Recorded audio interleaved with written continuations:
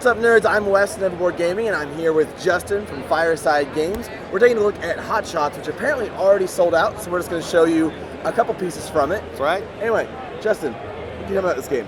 Well, it comes in a wonderful little box, and it has pieces in it, too. No. Man. Exactly. Sorry, it's Sunday. I'm a little out of it. So, it is a cooperative pressure luck wildfire fighting game. The idea is you are going to be a team of hotshots. There's 4 of you that are going to be out here. Each of you has a special ability, and you're trying to put out the forest fire. There's 19 tiles normally. This is just a short little setup we did here. So, the only way to win is to put out all the flame tokens. Just like a real fire, it's not over till it's out. Unfortunately, there's multiple ways to lose. There's a fire-based card that if that ever gets scorched, the game's instantly over. Otherwise, if 8 regular tiles become scorched like this, the game's over, you lose. So it's either 8 total or that one specific tile gets flipped over. The good news is you're going to stop that from happening. I believe in you.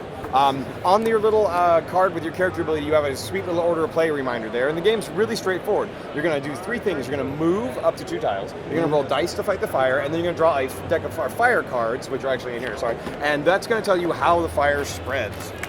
So the first part is good. You move, and it's just like you would imagine. You can move up to 2 tiles. A couple of exceptions to that are you can't move through the lake because it's a big body of water. Yep. And then there is a terrain that's called rough terrain. It takes both of your actions to enter or leave. You also can't move through fire. You can move into or out of fire, but not through fire. Okay. So once you get to a spot, like let's say I moved up here and I was fighting this one, now you're going to roll the dice. And based on the little recipe that's on that tile, that's the die results you're looking for. So you roll all 6 dice, and you pair up anything you want. Right. You have to pair at least 1 to keep playing. All right, and it's press your luck, I'm guessing? Yep, just keep going? exactly. Now here's the deal. As long as you keep going, as long as you pair 1 symbol, you can keep going. If you roll and don't pair anything, it gets bad real fast. All right, now here's the other trick.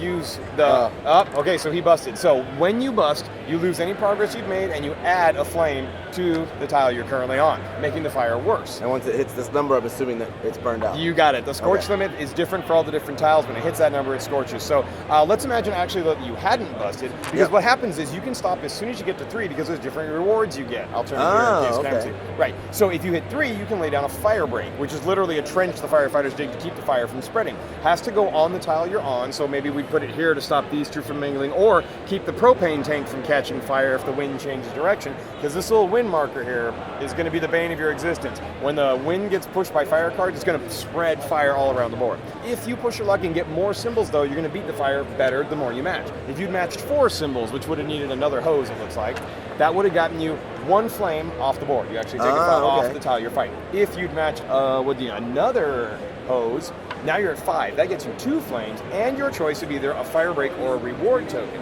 These are one-time only superpowers the firefighters get. It might be a modifier of a die roll. It might be a special power that maybe lets you move faster or keeps you safe from damage, things like that. All of them are good. There's nothing bad in here. These are all awesome.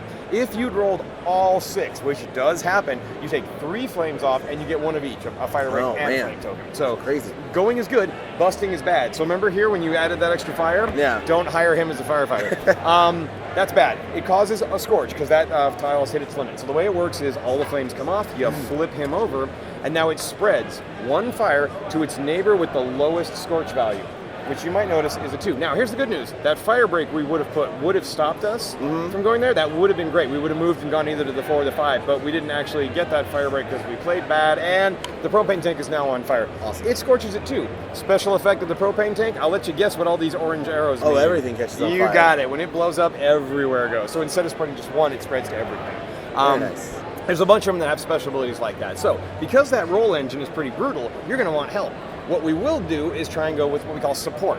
Every other firefighter on the same tile with you gets you 1 support, which is forgiveness. So that bad roll you made would have busted, but your extra firefighter cancels that out, and you're now back to either pushing your luck or locking in what you've got. Gotcha. And it's cumulative. You bring all the firefighters with you, you got 3 rerolls. The lake provides support to every tile next to it, so you would have gotten an extra 1 from the lake. So where you fight strategically matters a lot. Who's with you matters, but the fire is going to spread all over the place. And like I said, the normal board's like this big, and wind is going to be your killer, because at the end of your turn, you draw a fire card. Sometimes you're going to get big wind. Sometimes you're going to get really big wind. Sometimes you're going to get, wow, all the winds are separated out. You're going to get embers, which mean literally, hey, find that tile on the board and add a flame to it, even if it's burning or not. You're also going to get intensify cards. This is actually one of the most common things you're going to see in the game. And what this means is it only applies to fires that are currently burning, but they get worse. And you look at the numbers and go, okay, a currently burning tile with a scorch value of 5 and a currently burning tile with a scorch value of 3 each go up by 1. So in this same scenario, we actually have this where you take your 2, 5, and a 3. Now, if the players had choices, let's say this other 3 had been burning, we'd had a choice. Which 3 do we want to light? It's up to us. The players control that, as long as there's multiples. And if, let's say, all the 3s were out, then you just ignore this one and you just add the 5. Gotcha. So it gets worse, but it is worse in different degrees. Wind is where it gets really crazy. Wind literally means you figure out which way the wind is pointing and all the fire wants to spread. So the way it works is if this tile was burning and the wind blew north, you would add a new fire there. It does that across the entire board. Flames at the edge of the board can't go off, and fires are blocked by fire break, at least for a light wind. These white ringed cards, that's light wind, that's blocked by a fire break. It wouldn't spread. The strong, heavy wind with the black ring does jump fire break. Gotcha. Only 2 of those in the game. It's not that bad, but it's still bad. We found them both. Yes, really you did. fast. That was an excellent draw of us, wasn't it? Yeah. So you're moving around, you're working together, you're fighting fires, you're rolling dice, you're trying to push your luck, maybe you're bombing now and then. There are also vehicles at this air attack base. There's 3 tokens you put out, 1 for each vehicle, an air tanker, a helicopter, and a brush rig. If you can get to that space, instead of rolling the dice, you use a vehicle. It's a one-time only, lets you put out the fire in a different way. The air tanker drops water across 3 tiles, taking them all down by 1 flame. The helicopter hits 1 tile, but takes it down by 3. And then the brush rig lays out 3 of these fire breaks in like a little snake. Okay. So they're one-time only, but you can drop them out, and your guy rides along with the vehicle, so you get free movement and some awesome firefighting power. Play goes just clockwise around the board with all the players having different abilities, putting out fires, drawing fire cards, until either all the flames are out or those 8 tiles of scorch kind of thing. Takes about 45 minutes to an hour.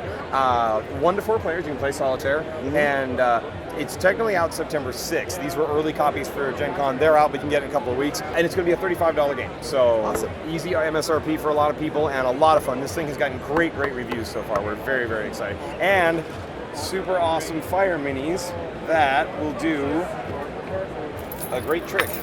Dun, dun, dun. Happened. Boom. Oh, Is man. that not awesome? That's awesome. Amaze your friends. Impress your cats. Yep. Stick little LEDs in all of them. Yes, I'd like to do that for the deluxe edition. Yeah. So any plan on like a semi-co-op expansion where one player's a pyro and you're trying to figure out which of your firefighter friends is trying to spread the fire? Find that one guy. It looks like this will almost definitely be getting an expansion because the buzz has been super good. I have some ideas I've held back on. I don't want to tease them because they're not tested. And if I tell you like I got this great idea and it's awful, I don't want people. We'll talk about it when the camera's on. Yeah, so yeah. It's fine. Stuff. Yeah. And then, have you talked to any like actual firemen or firefighters about this? That has feel like it's been fantastic. We showed the game one of the first times at Gamma, and I had a couple of retailers who in there had either been or were actual Hotshots, and some guys who were structure fires. They love it. They're like, this is so much like the way fire works. It's not a simulation, but you need to think about the wind. You need to plan. Are you getting ahead of the fire, or are you going and fighting it from behind and cutting it off? If it's near water, you're going to use that as a natural fire break and work around it. And what do you do? And they love the fact that like the air tankers are in it. The wind really matters. And the fire, it's organic and it's not totally predictable, but its behavior isn't just completely random. There's this organic flow of it can only spread based on where it is. So, cornering it in and making sure you've got it nailed down real good, and then everybody hits the same thing. It's awesome. And when you roll all 6, even firefighters jump up and yell. It's pretty awesome. It's always nice to see games that a theme like fits it. It's not just like, let's just slap a firefighter. Here's some wooden cubes. That works. Yeah. Awesome. No, I'm big on that. Justin, thanks so much for talking about this. You bet. We'll have a purchase link in the description box down below. While you were down there, don't forget to subscribe to our channel so you'll never be bored. Finger guns. Yeah, there you go. You got it.